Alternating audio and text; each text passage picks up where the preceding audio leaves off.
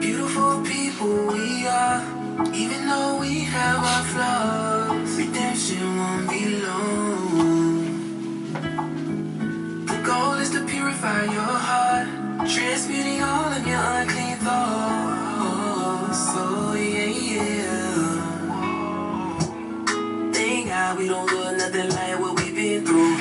Even with all of our issues, we still manage to get through any adversity. If that ain't the truth, I don't know what it is. Only thing we gotta put it down is the sin. Educate ourselves on how to heal within. A difficult task it is, but imagine if we put more effort into building up each other. Ain't no doubt about it, we would be a lot further. Better examples we need to be, cause the little ones imitate everything they see. I believe if we conquer the flesh, no matter what we touch, I know our gon' bless. We gotta keep it clean, even though life's a mess. I see it with your chest, we gon' be alright. Beautiful people we are, even though we have our flaws. Redemption won't be long. The goal is to purify your heart, transmuting all of your unclean thoughts. So yeah. Beautiful people we are. Beautiful people we are. Yeah. A beautiful people that we are. Even with scars, you still see the glory of God. And even though we in a fallen state, I see us making strides to better ourselves in every way. Every day's a day to celebrate when you manage to do whatever it takes to elevate your consciousness. When you know better, you do better. Whatever lessons you learn, you share with those who you running with. It's all about breaking generational curses. Why y'all think we say what we say inside of these verses to be a service to those who out here currently searching, whether in person or over the beats. We never stop working to help our brothers and sisters to find their way back to the source. Never by force, but like nature, let them go through the course from hell to heaven mentally. Then eventually the kingdom of Abba will manifest physically. Yeah. Beautiful people we are. You know we have our flaws. Redemption won't be long. The goal is to purify your heart, transmuting all of your unclean thoughts. So yeah.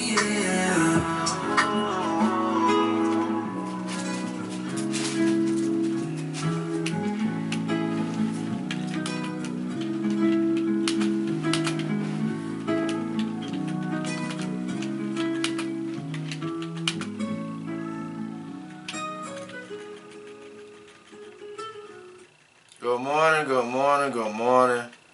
Shabbat Shalom, everybody. Good morning, Shabbat Shalom. Happy Sabbath day, happy Sabbath day. This is the day that He has made, so let us be glad and rejoice in it. Let us be glad and rejoice in it. How's everybody doing this morning? How's everybody doing? I hope the Most High really has truly blessed you over and abundantly with love, kindness, and joy. I hope the Most High really has truly blessed you over and abundantly with protection and healing and understanding. I hope the Most High really truly have blessed you, your offsprings, with wisdom, knowledge, and protection. You know, I hope we really truly have. I don't know how this week been, but I know it's been okay. I had to work some late hours this week, but I thank the Most High so that I could be able to take care of my family, you know. So I hope the Most High truly done the same for you, giving you opportunities to be able to provide for your family and things of that nature. I don't really have a lot to say on that, but you know, life, it is what it is, I guess. Let us go ahead and turn to Exodus chapter 20 verses 1 through 17.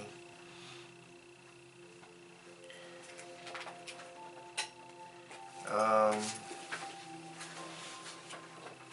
1 through 17 this morning.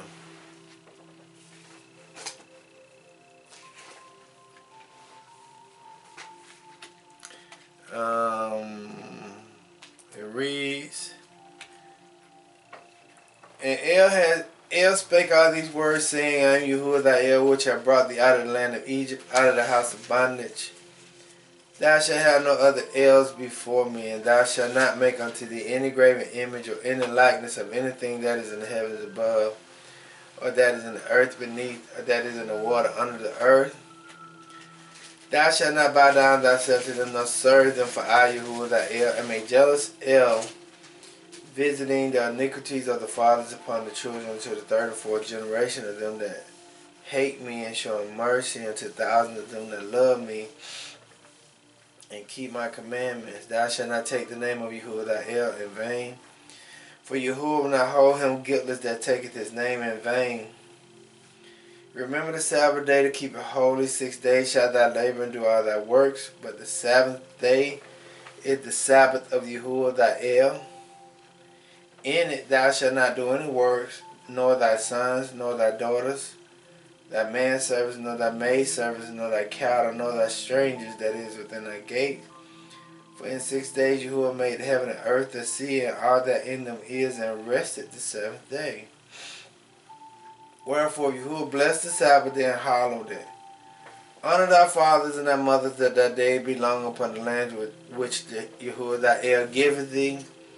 Thou shalt not kill, thou shalt not commit adultery, thou shalt not steal.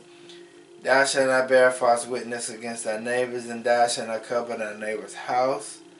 Thou shalt not covet thy neighbor's wife, nor his manservant, nor his maidservants, nor his ox, nor his ass, nor anything that is thy neighbor's. Let us pray. Our Father, which art in heaven, hallowed be thy name. Thy kingdom come, thy will be done on earth as it is in heaven. Give us this day our daily bread. Forgive us of our trespasses as we forgive those who trespass against us. Lead us not into temptation, but deliver us from evil. Thine to your kingdom, power to your glory, forever and ever. So let it be. Abba, we just ask that you bring judgment on those who intentionally try to hurt, harm us in any shape, fashion, or form. We have to forgive them, Abba. We know that. But we ask that your will be done on those who intentionally abuse us and mistreat us for any reason. In Yahuwah's name I pray. So let it be. If you could turn to Habakkuk. It is Habakkuk is right after Nahum and right after Nahum and right before Zephaniah. Habakkuk.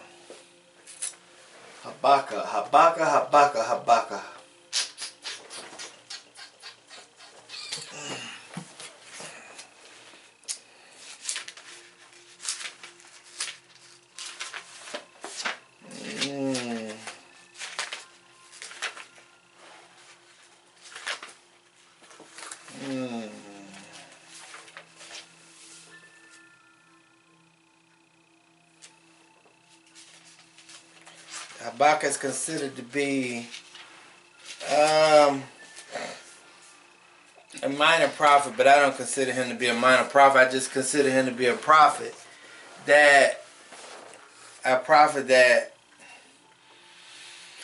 whose message wasn't as significant as Jeremiah, Isaiah, Ezekiel, Daniel, and all of those guys.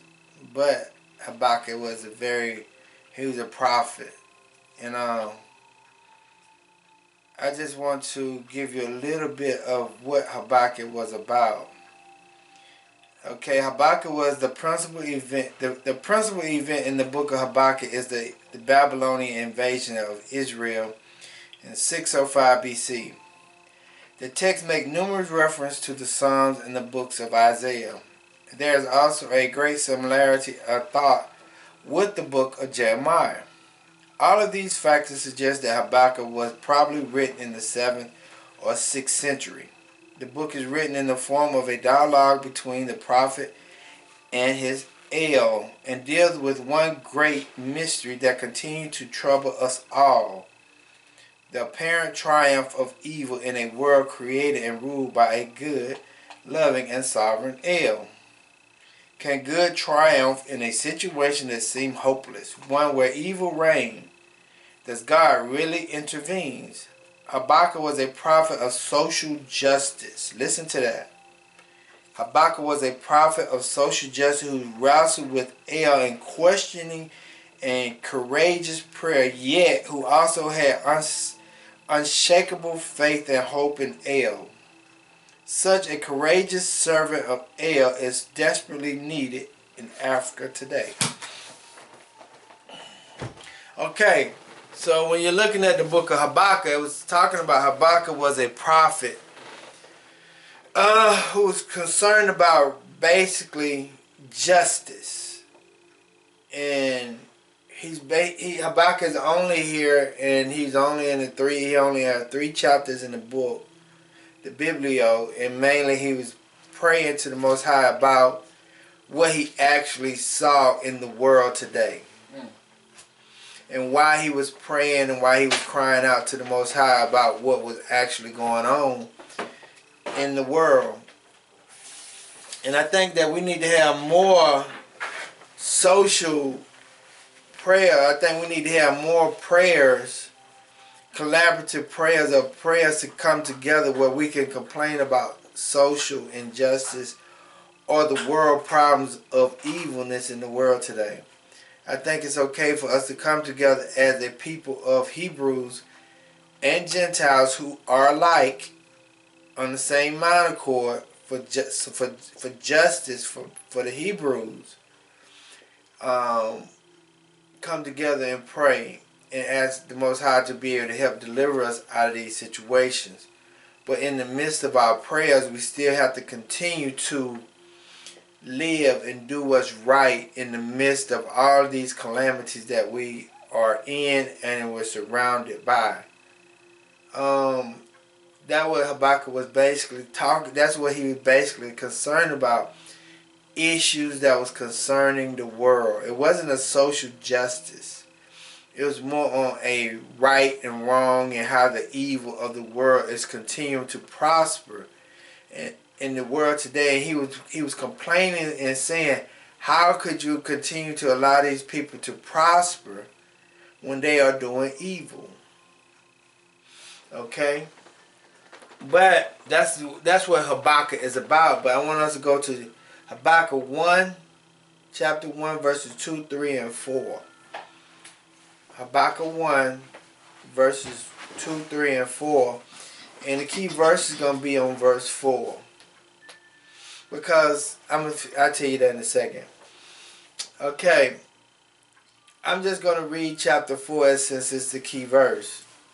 It says, therefore the law is slack, and judgment doeth never go forth. For the wicked doeth compass about the righteous. Therefore wrong judgment proceedeth. Understand that. Let me read it over. Therefore the law is slack, and judgment do never go forth. For the wicked do compass about the righteous. Therefore wrong judgment proceedeth. Okay? So the 2 words if I may give a title of the teachings today, is that your work is not in vain. Your work is not in vain. Okay? And the 2 words I have today is burden. Burden. B-U-R-D-E-N. Burden. It's a 12th century word. Burden means that which is born with labor or difficulties. That which is grievous, worrisome, or oppressive. Burden is something that is grievous, worrisome, or oppressive. Complain means to find fault. Complain is a 12th century word. It means to find fault, express dissatisfaction, criticize. To utter expression of grief. Okay?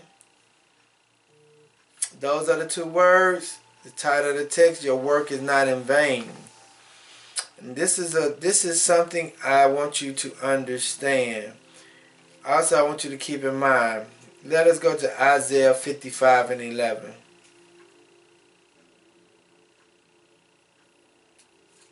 Isaiah 55 and 11.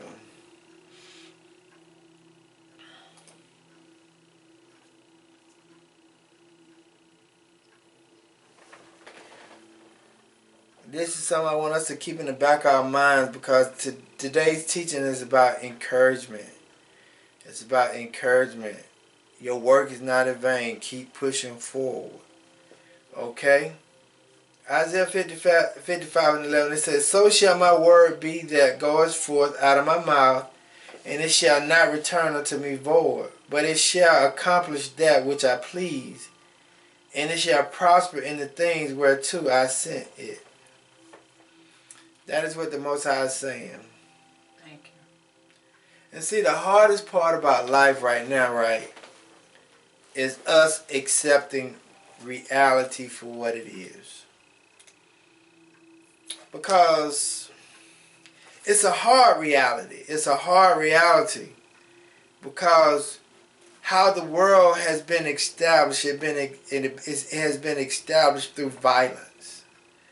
It's been established through bloodshed. It's been established through wickedness. That's how the world has been established. The world that we know today, it only has been established through violence and wickedness and torture and murder and kill and sanctions. That's how this world has been established. But if the Most High if the Most High word was not true, all these things would not be in existence today. And see, the hard part about reality is that the Most High had to allow these things to take place in order for His word to be fulfilled. That's the hardest part. That's the hardest part for us to be able to accept. Because when the Europeans came over here to Turtle Island and they was killing off the native people, and they broke over 430 treaties with the native people of the land, they had to do that. The Most High had to allow these things to happen in order for us to live in the world that we live today, that we see today. But it also had to continue to come to man. The Most High still had to allow these things to take place so that revelations can be revealed to our society. But that is the hardest part about us dealing with reality, dealing with the life that we live in. See, the mark of the beast could not come into existence, or all these things could not come into existence if the Most High would have shut it off early on. See, he had to continue to give us, I hate to use this word, but I'm going to have to use it. He had to give us hope in the midst of this journey. He still had to give us hope in the midst of everything that we was going through. And what I mean by giving us hope is that we had Marcus Garvey. After Marcus Garvey, we had Muhammad. Then after Muhammad, we had Elijah Muhammad. I'm sorry. We had after Marcus Garvey, we had Elijah Muhammad. Then after Elijah Muhammad, we had Dr. King. We had Farrakhan. We had Malcolm X. We had all these great leaders. Those are the people who gave us hope to continue to push forward through the midst of all the obstacles that we was going through in life. Even though the man could not save us, he had to send a man down here in order for us to continue to press forward through this obstacle and this journey that we was going through. Even though the world was continuing to evolve into what it was supposed to become, the Most High had to continue to give hope to His people, which is a sorry word I hate to use. He had to give us that so that we can continue to push forward and have hope in Him, or the Ruach HaKodesh.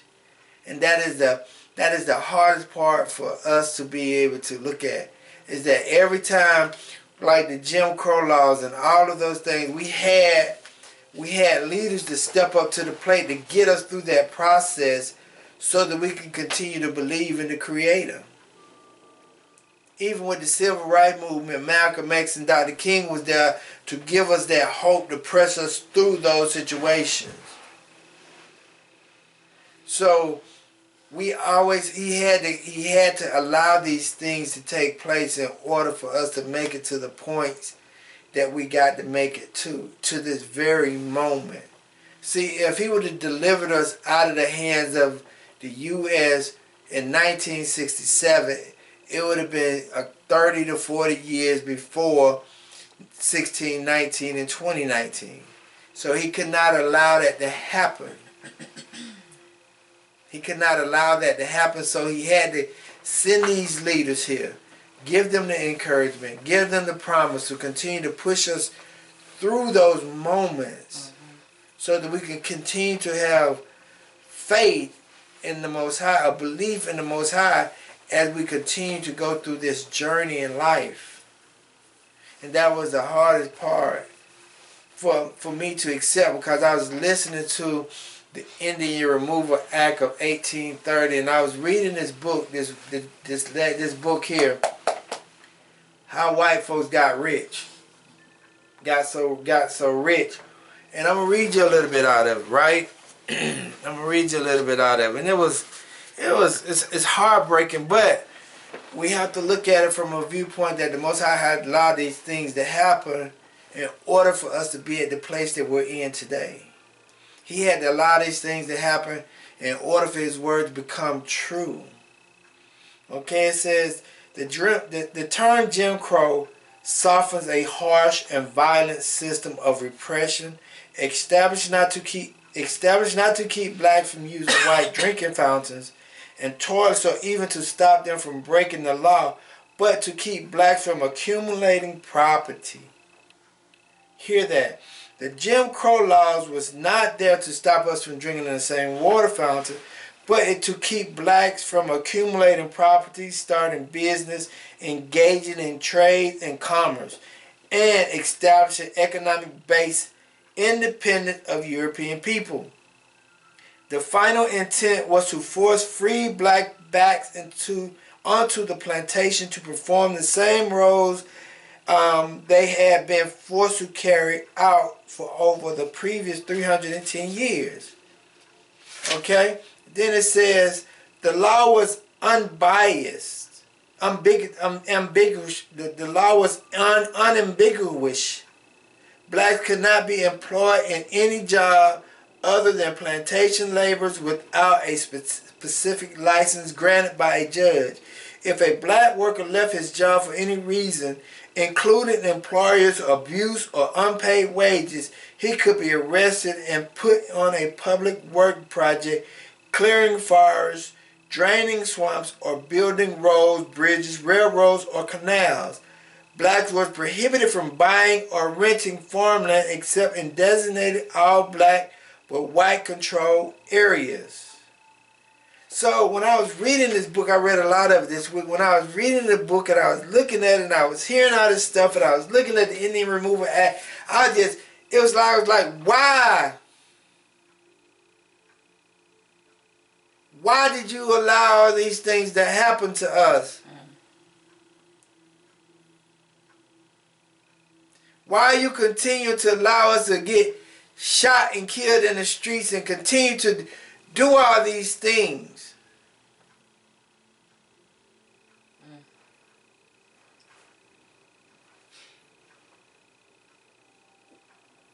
Why? And that was the hardest part for me to accept, because to me to be able to look at, because I'm saying to myself, I see my people. And I was looking at, see, one thing us as people, African American people or Hebrew people, don't understand is that we're in a war.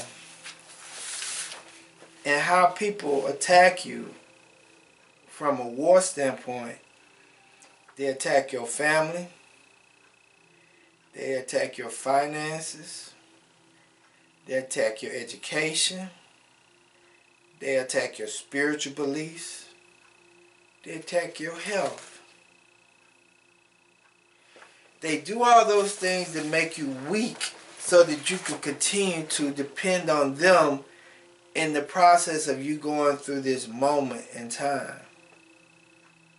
Because we look at things from a collective, but they look at things from an individual standpoint. Even when today, when we look at things, what's going over there in Israel or Palestine, man, why are you, Most High, allowing babies to be innocently killed? Over in the continent of Africa, why are you allowing all these oppressive states to happen?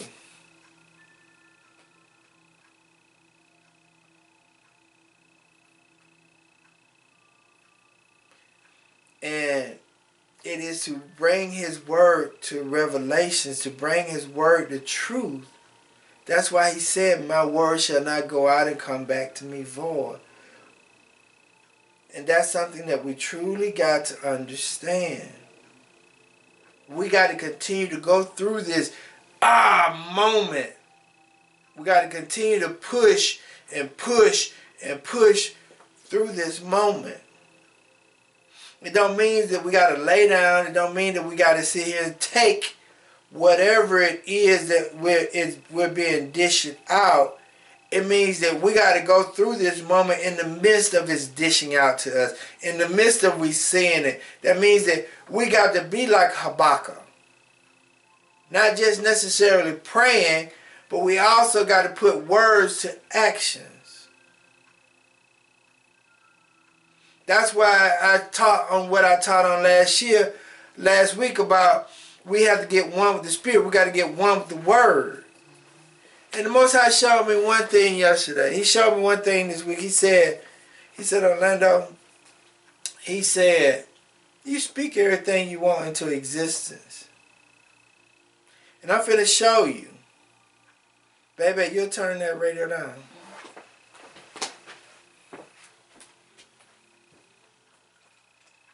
I just spoke the sound of the music being turned down. I simply spoke, baby, will you turn that radio down? And she basically did what I asked her to do. So if I turn around and say, well, baby, will you turn that back up? What would she do? Politely say, yes, baby, I will turn it back up. So whatever I spoke what I wanted into existence. So that's all I had to do was speak whatever I want into existence. Just like my wife used to say to me, baby, rub my back in public. Or rub my back. Give me nourishment. It didn't say you have to be in public, but I'm just saying, rub my back. Nourish me. Hug on me. Give me a kiss. So when she did that, or when she asked for that, that's what I gave her. So whatever she wanted, she spoke it into existence, and it came to be.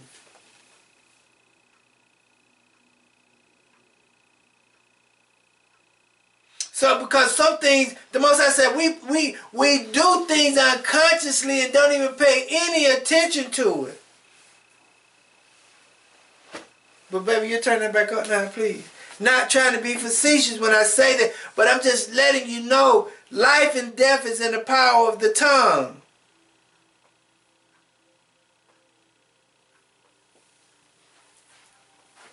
So now when we see all these injustices, we see all these things that's coming about, we got to learn how to fight back. We got to learn how to combat these issues that we are encountering.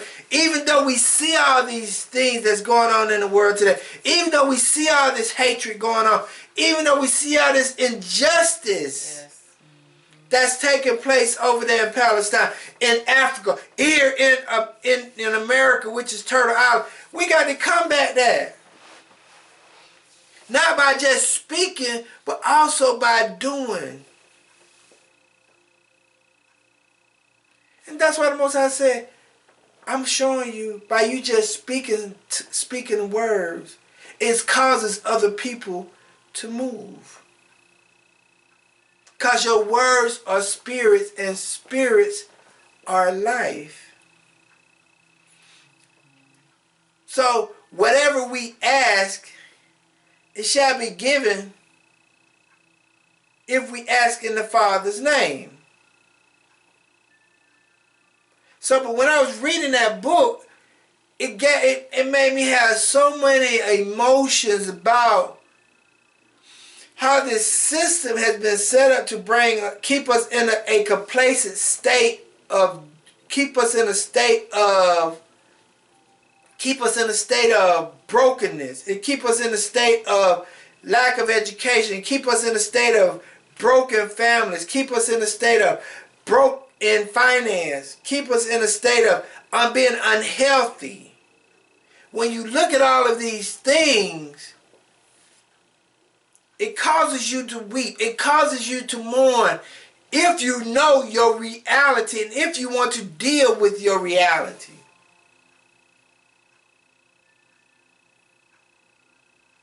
And that is the hardest part for us to be able to understand, is that we are in a reality that some people don't really want to accept. But Habakkuk, he accepted his reality. He understood his reality. Let us go to chapter 2 in Habakkuk, verses 8. Because this is what actually was taking place in Habakkuk. Chapter 2, verses 8 in Habakkuk. 8 through 13. See, all our people been getting shot and killed in the street for no apparent reason. Over small stuff. Our health crisis, major. You can't trust the doctors. Finances. It just said the Naval Credit Union have denied 50% of black people trying to get a loan through the banks. And see, understand that finances is very critical to success in this world. You got to have finance. You got to have a means of getting finances. And if the people who's in control of the finances hate you, you can't even be able to get an opportunity to have anything. But they still telling you to pull yourself up by the bootstrap. So when you see all these things, it causes you to have an emotion. It causes you to have anguish. It causes you to be burdened. It causes you to weep for what's actually going on, because you see injustice all around you. And you hate it with a passion.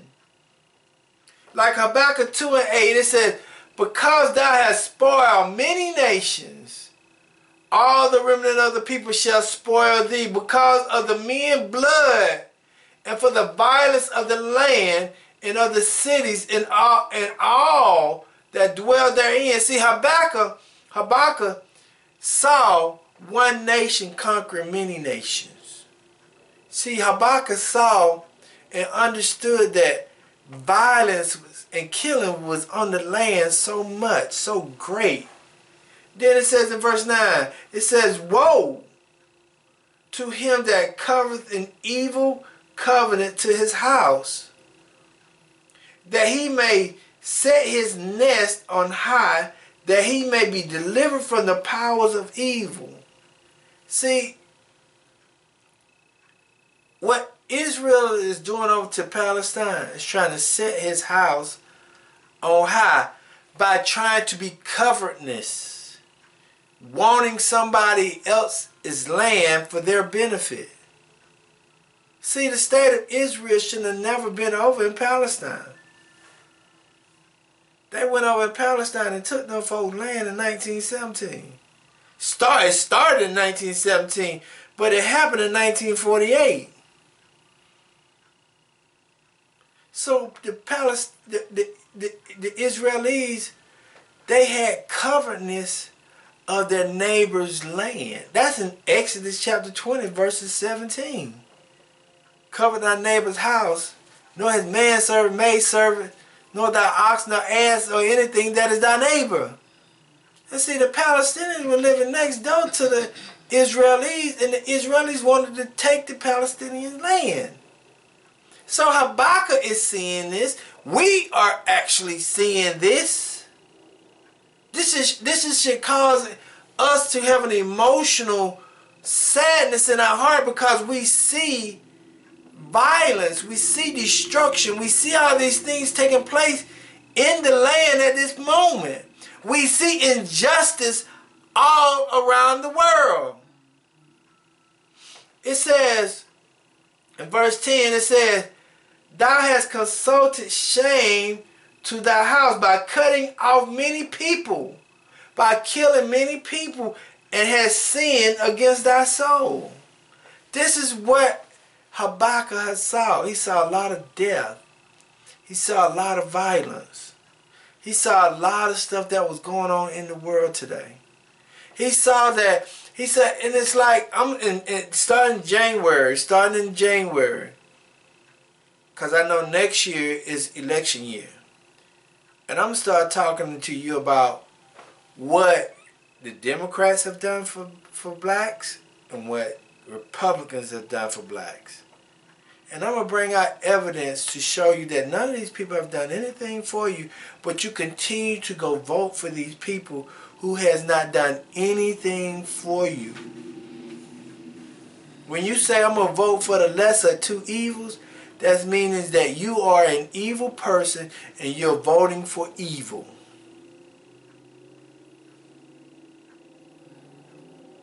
Understand that. When you say I'm going to vote for the lesser of the two evils, that means that you're voting for evil. You're voting to keep yourself oppressed.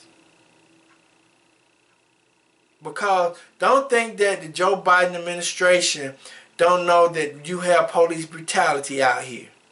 Don't think that Joe Biden don't know that you have loan discrepancies when it comes down to getting loans from banks. Don't think that Joe Biden don't understand that you have health disparities in our community. And it goes the same thing with the Republicans. But we sit here and continue to fight to have these same oppressive people over us to keep us in the same position that we've been in for the last 400 years. Your people didn't die to vote. Your people died because they voted. But in verse number 10 it says, thou hast consulted shame to thy house by cutting off many people, and hast sinned against thy souls. This is what Habakkuk saw.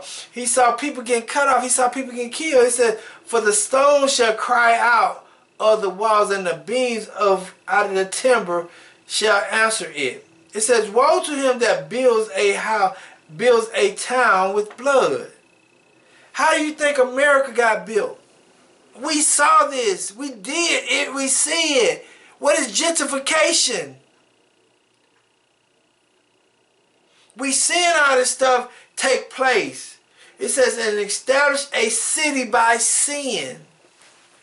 Do you know how many sundown towns it is in America? You don't think the United States government, that they know that they over 1,000 sundown towns in the United States of America, and they're not doing anything about it? You don't think that the United States government know that and they allowing it to happen? You don't think that they know anything about the human trafficking, how over 90,000 black women, men and children have been killed or being human trafficked, and they're not doing anything about it? You don't think that they know that? But we constantly voting people in. But we see this. It should cause us to weep and mourn and have some type of emotional feeling about what's going on. And we should be coming together as a unit and praying. That's what the story of Habakkuk is all about. Because we see the injustice. We see all this stuff going on. But we're not, the Habakkuk is doing something about it. But we choose to say, as long as it don't come on my footsteps, it don't matter. But the same way you treated somebody else, somebody gonna treat you the same way. Then it reads and said, behold, it is not of Yahuwah of hosts that the people shall labor in the very fire. The people shall weary themselves for very vanity. Everything that we work for is vanity. We chasing. That's what it said. You working for vanity. You working for nothing. You working for clothes that you don't even wear. You working for a house you barely do enjoy, because if you work 8 hours a day, you sleep 8 hours a day, and it take you 2 hours to get to work and 2 hours to get home, you barely enjoying the house that you're paying for. But you slaving over that house, that car that you barely drive, because you at work 8 hours, you at home 8 hours, or 10 or 12 hours. How often are you driving that car?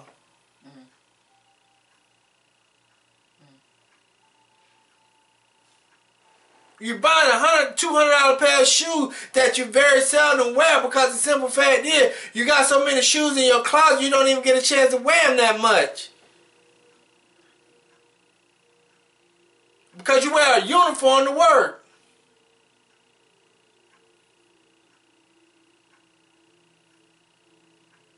That's what that verse is saying. It says, behold, it is not of Yahuwah of hosts that the people shall labor, work, in the very fire, and the people shall weary themselves for the very vanity. Then it says, for the earth, then it says, for the earth shall be filled with the knowledge of the glory of Yahuwah, as for the water covered the sea. But Habakkuk was complaining to Yahuwah about what was actually taking place and what he saw. He's very disappointed. He was asking the Most High, man, when this crap going to end? Man, when this going to happen? Man, when this going to happen? Because he was visualizing injustice all over the world. He was seeing it. He was emotionally connected to it. And see, I'm going to get started in a few minutes, because I ain't got nothing about 40 minutes left. But I get very disappointed with people who are who's unintelligently disattached to society. Meaning that they intentionally choose not to educate themselves on what's going on in the world and in the Bible intentionally. I get very disappointed with those people, because that is a very cowardly move. That is a very cowardly move, to not make yourself responsible to a certain extent for your society. People intentionally not get involved, or not try to study, or not try to do anything, because they're cowards. And see, I get very disappointed with black men, because the simple fact is, that's what we choose to do a lot, is run and put the burden back on the father, Abba, when we should step up more to the plate and do something about it, even if it ain't doing nothing but just praying together. But black men rather talk about sports, talk about women, talk about cars, clothes, and houses, more so than what's actually going on in the world today. Black men would rather ignore the problem. And see, in the story of Habakkuk, he's not ignoring it. He's telling you what it is. He's telling you how he feels. Let's go to chapter 1, verse 2, and he's talking to Yahuwah about it. He's talking to Yahuwah about it.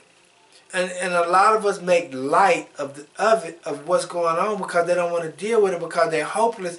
But in actuality, he said, when 2 or 3 are gathered in my name, I'm in the midst of you. He will give us strength. It says, "O Yahuwah, how long shall I cry, and thou wilt not hear? Even cry out unto thee of violence, and thou wilt not say." He said, man, I cry to you when there's violence going on. I'm crying out to you with all this stuff, and you still won't save me. You hear the mindset of Habakkuk. He don't have hope. He don't have belief in Yahuwah because of what he have seen and what he have experienced. He don't have no strength to say, I gotta keep pushing forward. He said, I'm seeing all this stuff around me, Yahuwah. What's going on? Why I'm seeing all this violence, and I see all these young kids getting raped, murdered, and killed, and human trafficking, and the government know about it, but they're not doing nothing about it. All these kids in foster care getting mistreated. Why you not doing nothing about it? But I want us to understand that crying out is okay. Let us go to Psalms 13, 1 and 2. See, we got to understand as men and as people of Yahuwah, men and women, and I'm going to say this, women, stop competing with your husbands. Stop competing with your man. You are a helpmeet to him. You're not better than him. You are his helpmeet. So y'all pray together. It says, how long wilt thou forget me, O Yahuwah? This is David. Forever, how long wilt thou hide thy face from me? How long shall I take counsel in my soul, having sorrow in my mind daily? How long shall my enemies be exalted over me? Consider and hear me, O Yahuwah, my El. Lighten my eyes, lest I sleep the sleep of death. See, a lot of us see a lot of stuff going on around us. Yes, it's hard. It's a hard reality. I saw a 16-year-old little girl get hit by a car this week.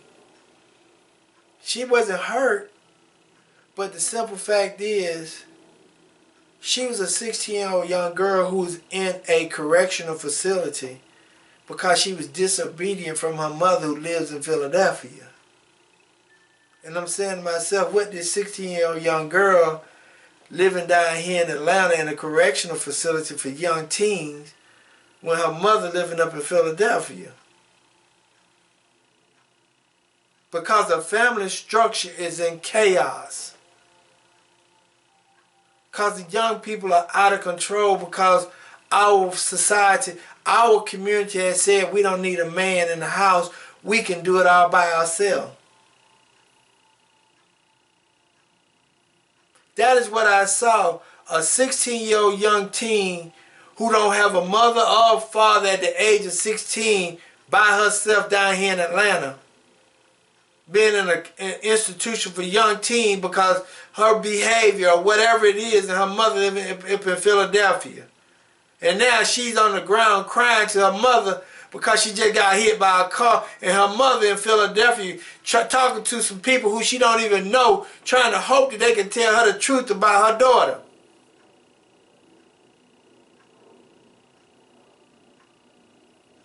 That is the sorrow that I see. Families are broken because of whatever the case may be, and now you having our kids out here doing the things that they do because the simple fact is they don't have no structure. Young kids will kill or delete people just to have $25,000 to $3,000 or $5,000 in their pocket because they don't have no other means of having no money because they are uneducated.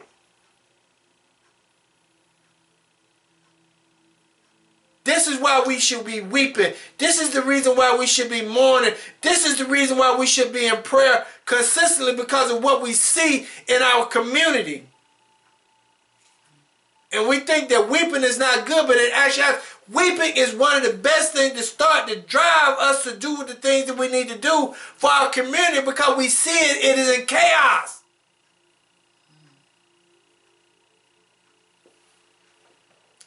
Let us go to Psalm 74.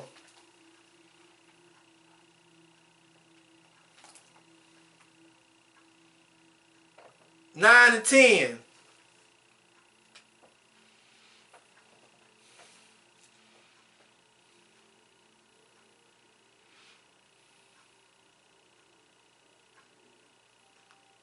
It reads, we see not our signs. There is no more prophet. There is no more any prophets. Neither is there among us any that knows how long. And me and my wife was talking about this week. These pastors are no different than any other oppressors out here, because they're doing the same thing the oppressors are doing. Our teachers of today are just like ticks. They sucking the blood, they sucking the life out of the people so that they can be able to make their families prosper. They're not telling you the truth. They're giving you stories of hope. They're not giving you the stories of your reality and what you should be doing and how you should be doing it. But we boost these people up as if they are the gift of God. They ain't done nothing for you. They telling you to worship on a Sunday, the sun day, and you worshiping on that day when you should be worshiping on the Sabbath day, the end of the week, and not the first day of the week. But they're not going to tell you that, because if they told you that, they'll lose their blessing. They'll lose their covenantness with the devil.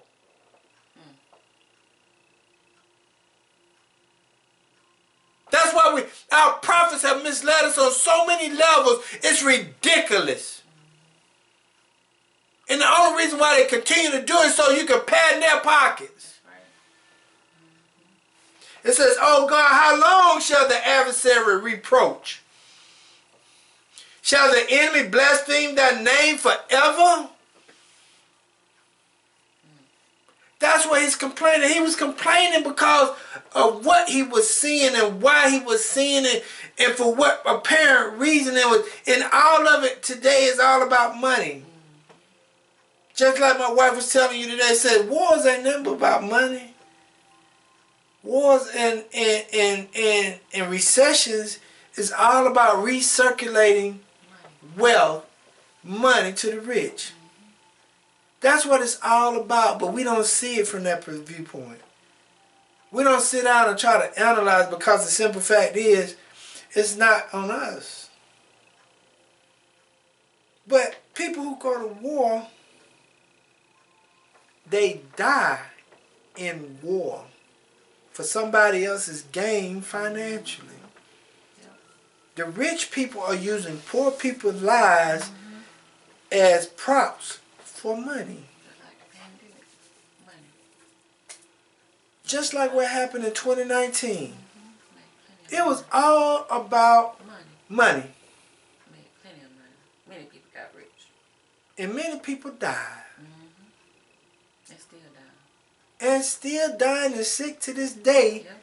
because of what happened in 2019. We should be weeping because of what we actually see. We should be in turmoil. We should be in deep prayer and meditation. I was looking at a video this morning that a person, a transgender, was wanting to fight a natural woman because the natural woman was telling him that he's not natural, but he was mad with her because he wanted to be natural, but he ain't natural. But she was calling him out for not being natural, but he wanted to be natural. And I'm saying, what kind of foolery is this? What type of craziness is this? For this man to be wanting to go against this woman because she's telling him he's not natural and she is.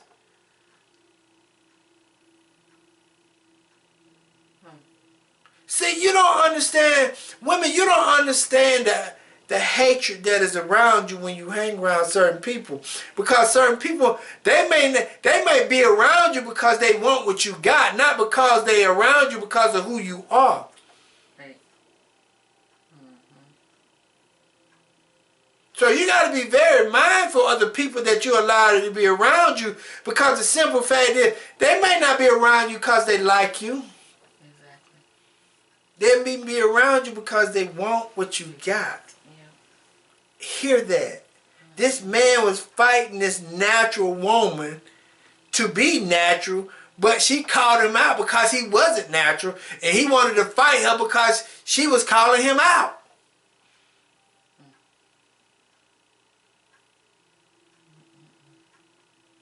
You gotta be careful. But this is the reason why we should be weeping, because we see all this stuff going on in the world today. It's ridiculous. It's ridiculous. It's sad and it's sickening. But we put our head in that hole and act like we don't want to see it. But in actuality, we're gonna be called on the tables about it. The Most High is gonna call us on the tables and ask us, why didn't we do anything about it?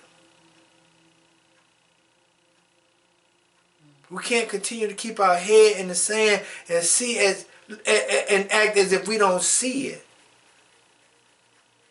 That don't work that way. Let us go back to Habakkuk 1 and 3. It says, O Lord, how long shall I cry, and thou wilt not hear? Even cry out unto thee of violence, and thou wilt not save. Why doest thou show me iniquity? Why do you show me sin, and cause me to behold grievous? Why you show me these sins and make me become sad? For the spoiling and violence are before me, and there are that raise up strife and contentions. He said, man, why you bring all this junk in front of me? I don't want to see this stuff. He said, don't do never make me sad when I see police violence against black folk. He says, all these homeless people. My wife was talking to a real estate this week, and she said that the real estate agent said, it's going to be a lot of homeless people next year, right? Yes. What did she tell you? The numbers are up now, but it's going to be more. Out loud. 2024 into 2025. What's going to go on? People are losing their homes. People are losing their home. People are sleeping in their car. People are sleeping in storage bins. As of today, you may not know anybody, or they may not tell you where they living, but there's people living in storage bins today. And my wife asked me, baby, why are they building so many storage places all around the city? And they're building storage places all around the city because it's going to be a lot of homeless people don't have nowhere to put their furniture. Or the people going to be living in these storage bins to get out of the cold weather. Yeah. Pay attention. Yep. Let us go to, in the word injustice. We should be weeping because of injustice. The United States done send over 100 and some billion to Ukraine. The United States gonna probably send 100 and some billion over there to the Israelis, when they could be spending all of that money over here to help continue to restore to us. But they sending all those money over to everywhere else and not here.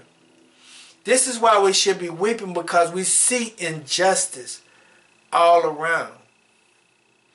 Injustice is wrong, any violation of another's rights.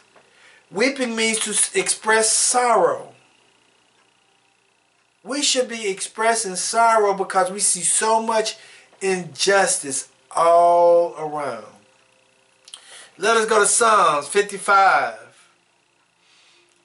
and 9. Do you know how many kids probably go home hungry, go to bed hungry every night, can't wait to go to school the next day so they can get some breakfast in the school? No. It was sad that you had this. They had to open up shelters for the summer so the kids can come in and get some lunch, eat school lunch during the summers because they didn't have no food at home.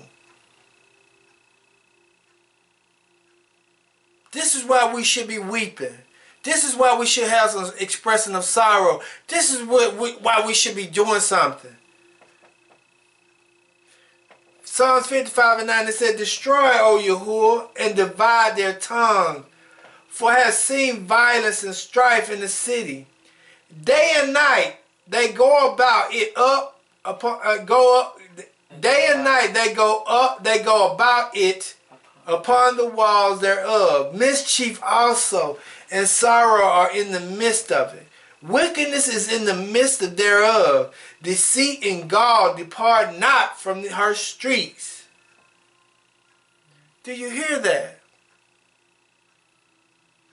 What we see in the deceit, strifefulness, wickedness, all around us right now. Let's go to Ecclesiastes 4:1.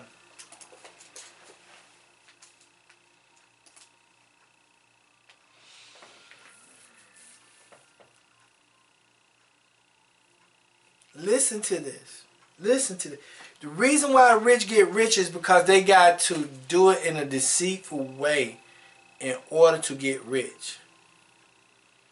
They don't do it in a righteous way. They do it in a deceitful way. It says, so I return and consider all the oppression that is done under the sun. And behold, the tears of such were oppressed. And they had no comforter. On the side of their oppressors there were powers, but they had no comforter. Wherefore I praise the dead which are already dead more than the living which are yet alive. He said, I'm glad those people who are dead than the people who living. Because the poor people that are living, they being oppressed and don't even know it. And he said, I have much sorrow for the people who are living, but I have a lot of happiness for the people who are dead. Because if you look at it, you got to get up and go to work every day. The reason why you got to get up and go to work every day, you got bills to pay. You got bills to pay. And because you got these bills to pay, you're a slave to the system. And you ain't even a slave to the appetite that they give you. Because every time they get an iPhone 13, iPhone 27, iPhone 59, you're going out there buying. If they got a new pair of red bottom shoes, cost you $2,000, you're going out there to get it. You got an Invicta watch, you like, you got to go get it. But the more you put yourself in debt, the more you got to go work for the slave man. So you're being oppressed.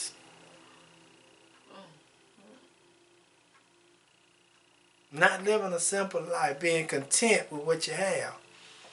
That's why Paul said, be content in all things. You got to be content. You got to be happy with where you are, because here in America, the person who live in a projects, you live better than 60% of the world population.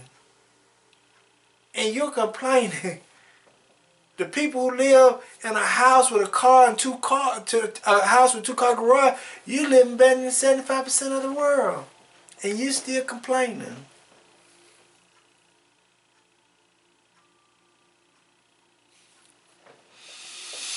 Let us go to Jeremiah chapter 9.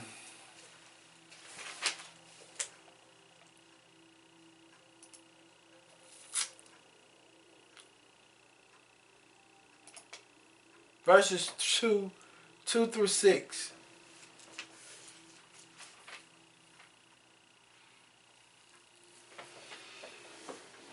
It says, oh, that I had in the wilderness a lodging place of wayfaring men, that I might leave my people and go from them. For they be all adulterous, and an assembly of treacherous men.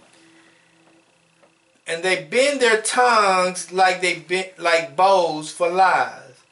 But they're not violent for the truth upon the earth. For they proceed from evil to evil, and they know not me, said Yahuwah.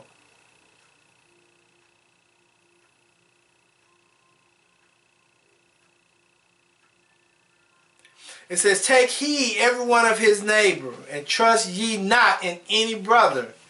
For every brother will utterly supplant, and every neighbor will walk with slander. And they will deceive every one his neighbor, and will not speak the truth. They have taught their tongues to speak lies, and weary themselves to commit iniquity. Thine habitation is in the midst of deceit. Through deceit they refuse to know me, saith Yahuwah. Therefore thus saith Yahuwah of hosts, behold, I will melt them and try them. For how shall I do for the daughters of my people? He's telling you all this stuff that's going on around the world. Around you got deceitfulness. You got adulterers. You got people who lie. Now remember, I'm going to say something to you, and I ain't trying to be biased when I say this. It's hard for me to listen to some people talk about history. It's hard for me to listen to people who's talking about anything. And the reason why I say this is because you can't open up. I'm going to tell you something. If you're a New Testament Christian, you don't get no understanding of the Bible. If you're just a New Testament Christian, you don't get no understanding of the Bible. Because you can never open up a book in the middle of it and start reading and think you comprehend it.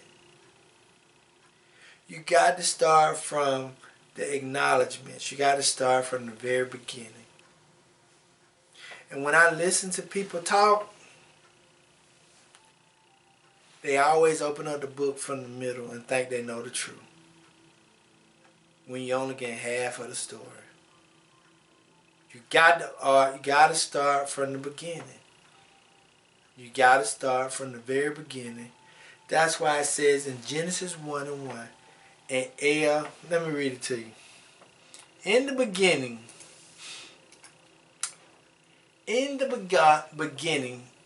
El created the heavens and the earth. At that point there, it's letting you know who's in control, who's in charge, what he did and who he did, how he did it. That is at the very beginning. So if you want to be able to start to know something, you got to be able to start from the beginning of the book.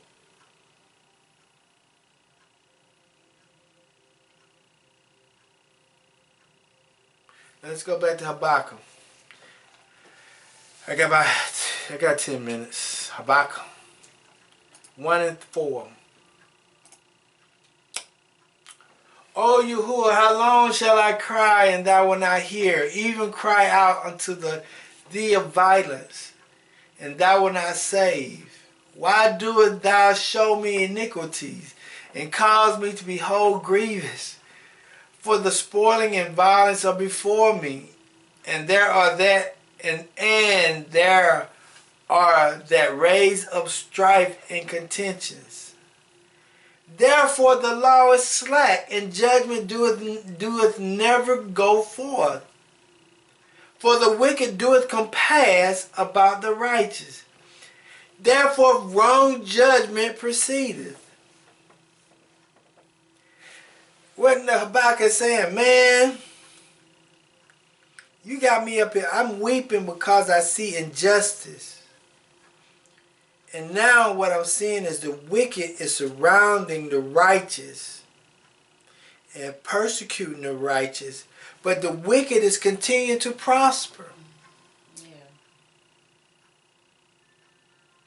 That's what he's seeing. That's what he think he is seeing. That's what he think he is seeing. That's why this verse is very important. I want us to understand that.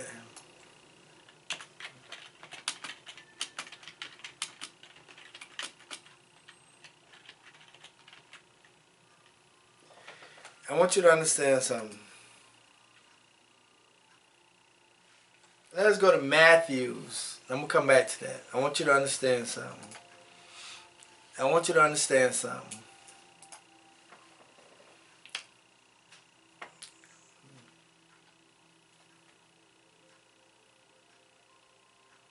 Matthew chapter 23.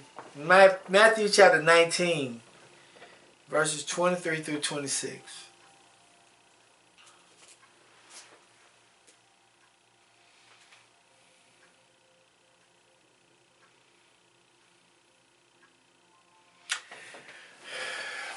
It says, Matthew 19 and 23, it says, Then said Jesus unto his disciples, Verily I say unto you, that a rich man shall hardly enter into the kingdom of heaven. And again I say unto you, it is easier for a camel to go through the eye of a needle than for a rich man to enter into the kingdom. When his disciples heard it, they were exceedingly amazed, saying, Who then can be saved? But Jesus beheld them and said unto them, With men this is impossible, with God all things are possible. But what he's saying basically, the rich man got his wealth through wickedness, through the devil, the Hashatan, Satan.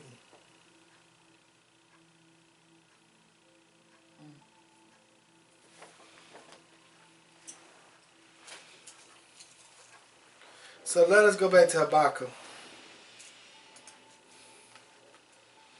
1 and 4. Because what he thought he actually saw is not what he actually saw. And that's why I'm saying to you, your work is not in vain. Even in the midst of what you think you see is not actually what you see.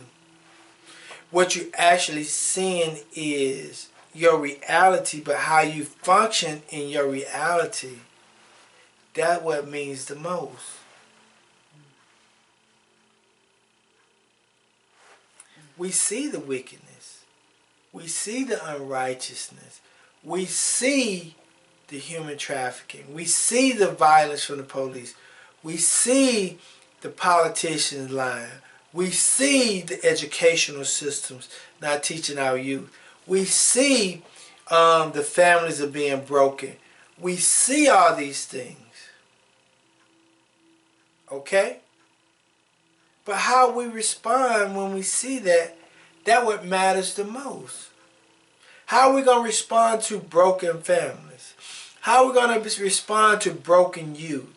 How are we going to respond to the educational systems not treating our youth the way they want to, because they got the prison pipeline system where they are intentionally uneducating our children so they can make them candidates for the penal system. We see that these banks and these credit unions are not giving us loans when we qualify for them. We see that they are lying to us about the spiritual belief systems. If we understand that and we see these things, what matters the most is how we respond to that. That's what matters the most. Let us go to Romans, because he's dealing with the law. He's dealing with the physical. He's dealing with the things that he wants to see from a natural point of view. Romans chapter 3, verses 31.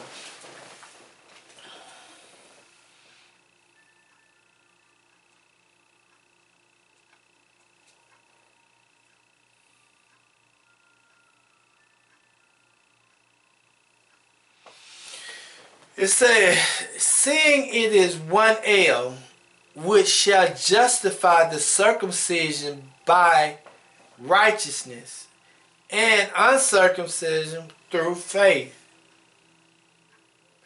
We then make void the law through faith? God forbid. Yea, we establish the law. See, that's what he was expecting to happen. That the law be made, that the law be enforced at that very moment. That's what we want to see. We want to see justice right now, right here, at this very moment, because of what we see. That's what we want. We don't want no delay because we feel like we've been going through this mess for such a long period of time. And we are tired of going through this moment. So we want to see justice right here, right now. Okay? That's what it's talking about in that. In Psalms 30.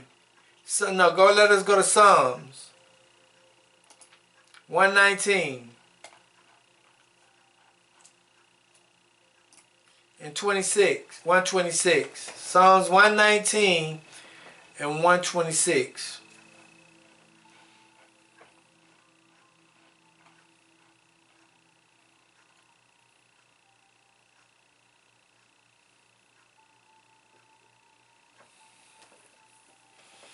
See, I'm going to go to 125 first. It says, I am thy servant, give me understanding that I may know thy testimony. It is time for thee, Yahuwah, to work, for they have made void thy law. Therefore I love thy commandments above gold, yea, above fine gold. Therefore I esteem all thy precepts concerning all things to be right, and I hate everything false way. So what these verses are talking about, they want to see divine judgment or recompense immediately. And that's what we want to see. That's what we want to see. That's why we're angry, we're upset. We feel like we've been going through a lot. We have seen a lot, and we're tired of it. But we got to remember that our work is not in vain. We got to continue to push. We got to continue to move. We got to continue to be who the Most High have called us to be. We can't give up or give in.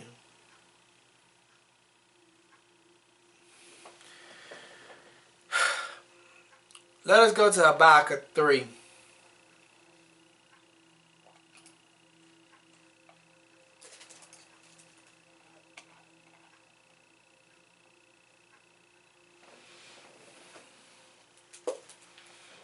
Listen to this. And I'm about to finish. Listen to this. It says, although the fig, Habakkuk 3 and 17. Habakkuk 3, 17, 18, and 19.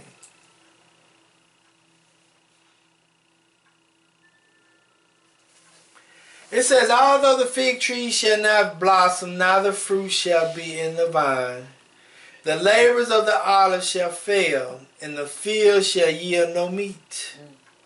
And the flock shall be cut off from the fold, and there shall be no herd in the stall. Listen to that.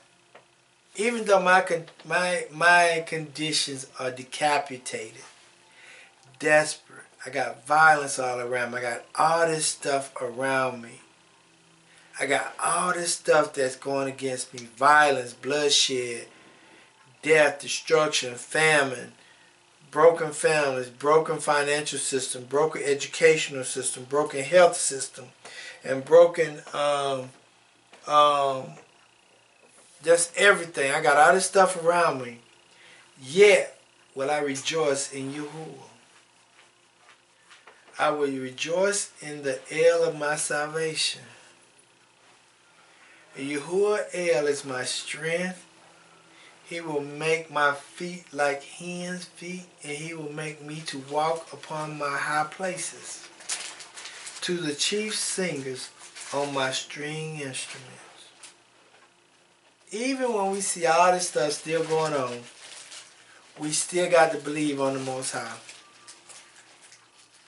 Because, like I said at the beginning of this civilization, of the beginning of quote-unquote Christopher Columbus discovering America,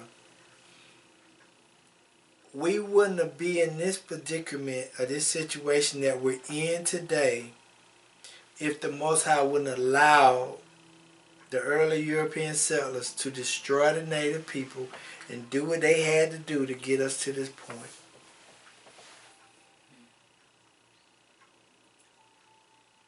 That is a hard reality for us. But that don't mean that we got to give up. That don't mean that we got to give in. That don't mean that we got to throw in the towel. Because, like, I want you to understand something. Isaiah 55:11. Understand this very clearly.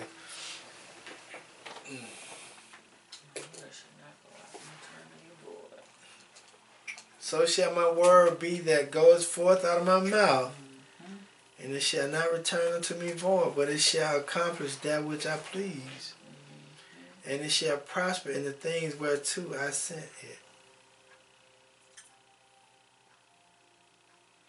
Just like when I asked my wife to turn down the volume, my word did not go out and come back to me void. She did what I asked her to do. Just like Yahuwah's word, when he spoke everything into existence, his words out of his mouth accomplished the things that it needed to accomplish. So, in all of that and understanding that,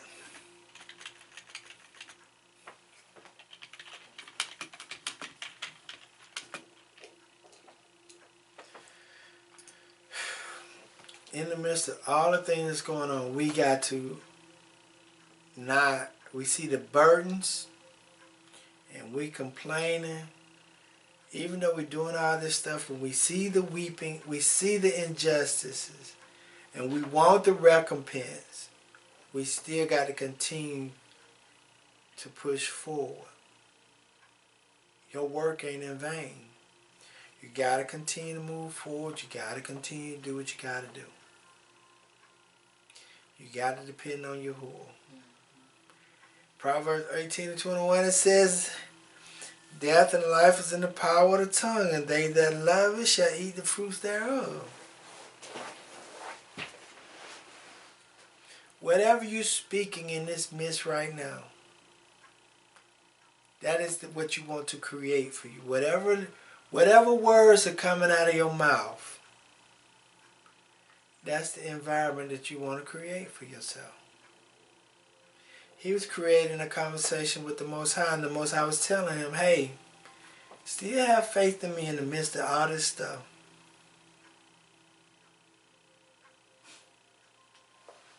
Have faith in me in the midst of all this stuff. Your work ain't in vain. What you doing ain't in vain. You help saving somebody else's life. But it's a bigger picture than you.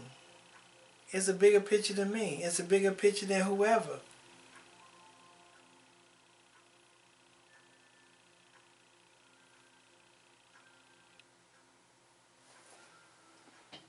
He's saying it's a bigger picture. Your work ain't in vain. Continue to move forward.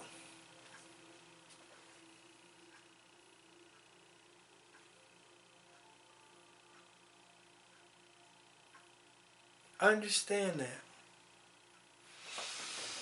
Last one, Ecclesiastes 9 and 11, and I'm done.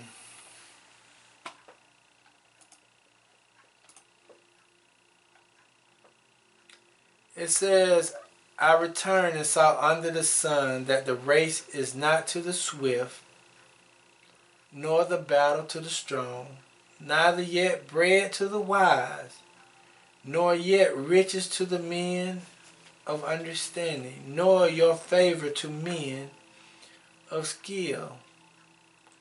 But time and chance happens to them all.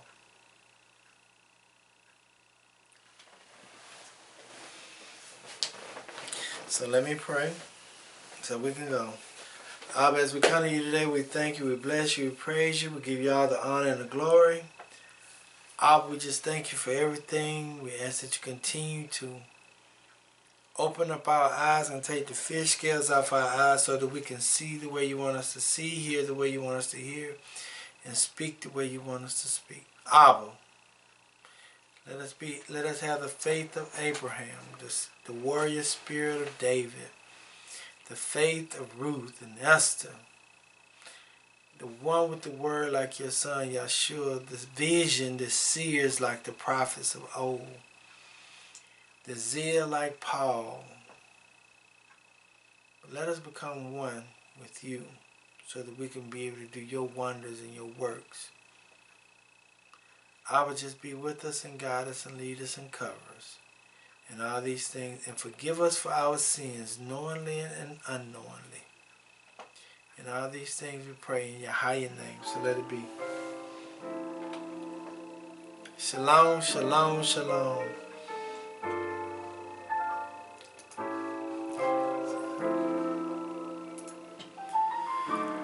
You only ever know. Y'all the main ones I'm watching on my throne. Created everything, but I called you my own. That land I gave you, put my name on it, my home. Yeah, that's my home. Israel, Abraham, Isaac, Jacob. I made a promise, can't nobody take it. I chose to put you above all the nations. Out of your graves, I chose to awaken. We made a covenant, don't you forsake it. Come get protected while they going crazy. Israel, my firstborn, my baby. Israel, my firstborn, my baby. I woke you up in your land of captivity. I do not change, I want you to remember me. Laws and commandments, I gave you the remedy. Go read the testimonies for your memory. I sent them prophets, but you wasn't hearing me. I come to you if you really come near to me. I heard your cry, now it's time to take heed of me. I'm the one got you from all of your enemies. Who you know open the sea. The waters are bitter, but I made it sweet. Case you ain't know how to swim, I'm your protector, so I made you walk on your feet. This a reminder you married to me. I just want you to be all I called you to be. They called you niggas, but I made you priests. I'm about to give you back everything. I'm sending plays for you.